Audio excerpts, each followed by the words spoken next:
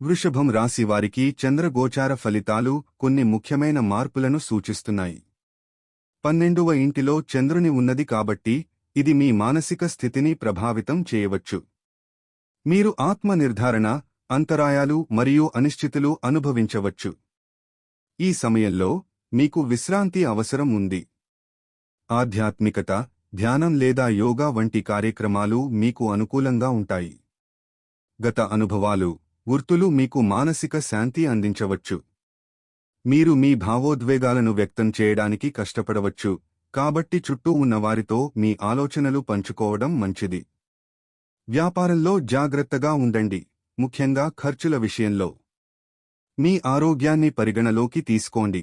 విశ్రాంతి, మంచి ఆహారం మరియు వ్యాయామం మరింత ముఖ్యమవుతాయి. మొత్తానికి ఈ గోచార కాలంలో మీరు అంతరంగికమైన మార్పులు మరియు ఆత్మ అన్వేషణలో ఉండవచ్చు, కానీ మీ ఆరోగ్యం మరియు సామాజిక సంబంధాలను పరిగణించటం మర్చిపోకండి.